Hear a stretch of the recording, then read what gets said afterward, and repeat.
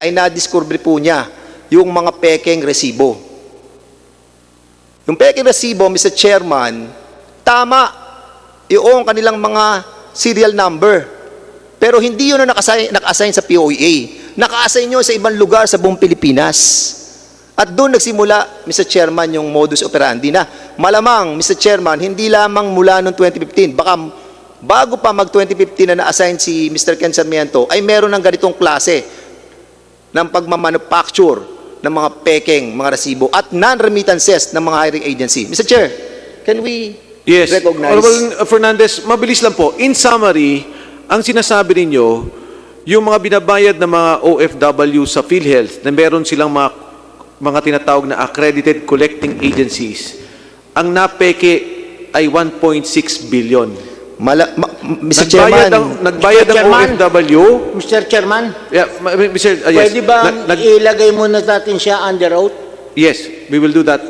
Nagbayad ang OFW pero hindi na ipasok sa Philhealth. Mr. Chairman, kasi nga yung mga peking... No, it's just a question. Yes, Mr. Chairman. Thank you. So before we proceed, can we ask the committee secretary to administer the oath to Mr. Ken Sarmiento? Kindly rise, Mr. Sarmiento, and raise your... Go ahead, Comsec. Please raise your right hand. Do you swear to tell the truth, the whole truth, and nothing but the truth before this joint congressional inquiry, so help you God? Thank you. Go ahead, Mr. Sarmiento. Siguro ho, magpatuloy na kayo as pointed out by the Honorable Fernandez.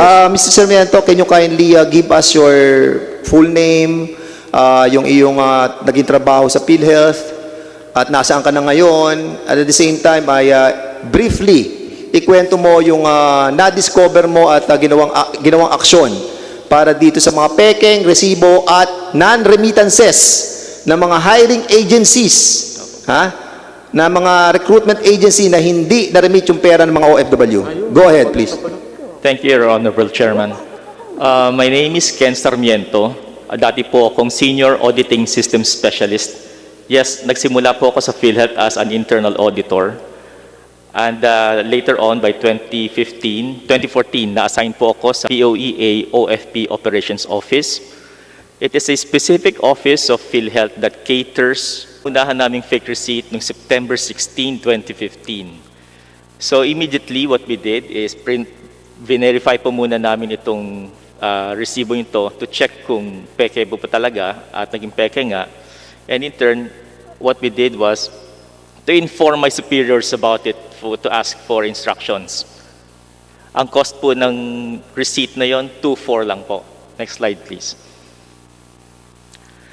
By September 19, 2018, 224 confirmed fake receipts na po ang na-detect namin. 868 suspected fake receipts. Suspected kasi Xerox copy lang po yung na-submit sa amin. Whereas that 224 originally falsified receipts po ito. And we did not stop from there. Nag-dig deeper po kami with the cooperation of the POEA, and we learned that 7,257 OFWs po hindi na paghulugan ng premiums. Ang total po nito nung time na yon is 17.4 million na po. Mas mataas pa po sa mga dating figures na naibigay. Pero bayad sila? Hindi po. Okay, go ahead. Hindi po natanggap ng PhilHealth yung premiums nila. Yeah, but the OFWs paid pero hindi natanggap ng Philhealth. Opo. Okay, good. Yes, sir. Mr. Chair, sandali lang po, Mr. Chair. Yes, Honorable Barbers. Kasi nagbayad yung OFW, no? So there must be a system where we can determine kung talaga nagbayad sila. So hindi nyo nakita yon? Hindi po, sir. Chinek po namin yung mga sinubmit na fake receipts versus the database kung may nakapost of premiums, and it turned out wala po. Actually, it turns out yung POR na naka-reflect dun sa fake receipt, ibang tao po ang nagbayad. So, in summary, so we have 17 million po in collections that are in question. So, nag-effort naman po kami to collect, demand po yung unremitted premiums, and we were able to collect up to 1.7 million. A mere 10%, pero I think hopefully it's ongoing. And then, nakapag-file po kami ng 16 affidavit complaints. Ang number of hiring agencies po na minomonitor namin at that time, mga 48 hiring agencies po. Next slide, please. This is a sample of the fake receipt that we have stumbled upon. May patterns po siya ng fraud. Yung name and seal po ng Republic of the Philippines, accurate po niya nakukuha. Pero doon po sa control number, nagkakamali na po siya. Kasi we learned habang i-verify namin na nagre-recycle po sila, yung grupo na namimeke, nagre-recycle po sila ng receipts officially issued before. Either in-issued siya last year, last Ken month. Sarmiento, can you kindly explain na yung Yes, sir. serial number ng resibo na napeke doon sa POEA, yung number na yan ay natuklasan ninyo na nanggaling doon sa ibang lugar na naka-assign Opo. doon sa probinsyang yon. Yes, Your Honor. Is that correct? Yes, Your Honor. Actually, the control numbers were sourced from different provinces of the country. It's on next slide, please. Yes, it is sourced from as far as Batangas, Pampanga,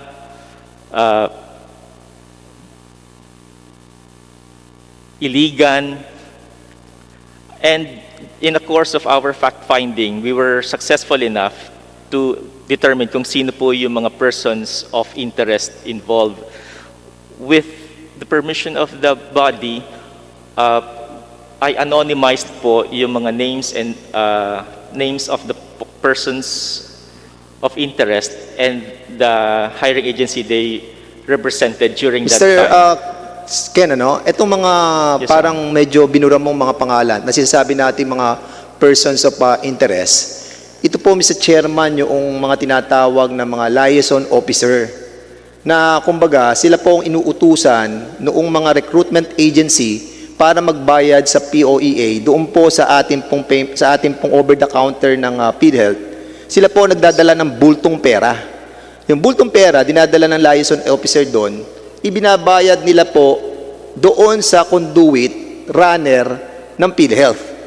Yes, Your Honor. As alleged doon sa iyong presentation. Kindly Yes, Your continue, Ken. Yes, thank you. So, of particular cases po, itong number one, si Mr. Romeo, we were able to talk to him sa NBI and he confessed to issuing fake receipts. Next slide, please. Meron po kasi silang sharing scheme. We learned through the number of cases that we have gathered na meron pong nagre-recruit sa kanila para i-distribute yung fake receipt sa OFW na dinideploy ng ehensya nila. At ang hatian po nila noon, out of the 2-4, 900 pesos po mapupunta doon sa marketer na tinatawag namin. Presumably, yung marketer siya po yung gumagawa ng fake receipt. Tapos yung liaison officer, siya na po ang napupunta sa kanya, yung 1,500 pesos. Yung po yung na-describe niyang sharing scheme nila. So we know who they are and we know na more or less yung structure ng, well, kasi it's based po kasi sa POARRR, more than 5 people involved in a questionable act can be described now as a syndicate. We discovered about 40 plus of them and we were able to document at least 12 or 13 of them. So we can fairly say that meron pong sindikato. Mr. Sarmiento, medyo Yes, Your Honor. seryoso po yung accusation nyo Yes. na because of your discovery, tinanggal kayo. Yes, Your Honor. Sino ho ang pinupunto nyo sa PhilHealth na nagtanggal sa inyo? It was a collective effort po involving then RVP Dennis Mas, former COO John Basa, former chairperson po ng ad hoc committee si Dr. Narisa Sugay, and then regional vice president po ng Pro-NCR si Ms. Hilda Salvacion Diaz. Mga seasoned technocrats po ito mga ito. Hindi po Tanong sila. lang, Mr. Hernandez, kailan ka tinanggal?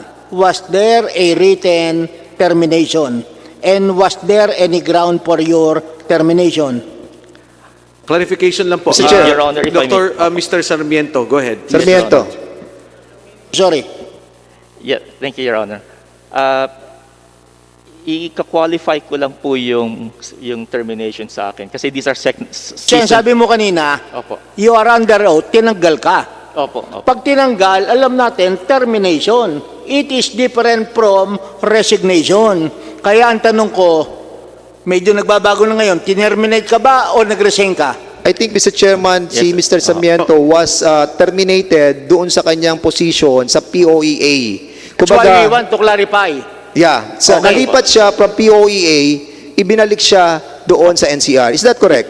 Yes, Yun Your ang Honor. nakalagay sa report eh. Yes, Your Honor. So, it was not termination. You were transferred. Your Honor, if I may qualify, Go ahead. Oh, sige. because these are seasoned technocrats, they do not act in a brazen manner. In a way, I was isolated and removed from my office at POEA OFP Operations Office so that the investigation will stop. Then all manners of promotion. O, sa madaling sabi, saan ka nilipat? I was Nilagay ka ba sa functionally freezer? Opo, I was functionally demoted po to the office of the Overseas Filipino Program. It's a desk job. Next question. Okay. The civil service has pertinent laws regarding the transfer. Was there a violation of civil service laws for your transfer? No, sir. No, Your None. Honor. So, no violation. Mr. Chair, Technically kasi parang ang sinasabi ni Mr. Ken Sarmiento, from an active investigation, inilipat siya sa isang pwesto na hindi naman siya demotion, Yes, Your Honor. hindi naman siya nagkaroon ng civil service violation, pero nawala siya dun sa kanyang active investigation of the case. Yes, Your Honor.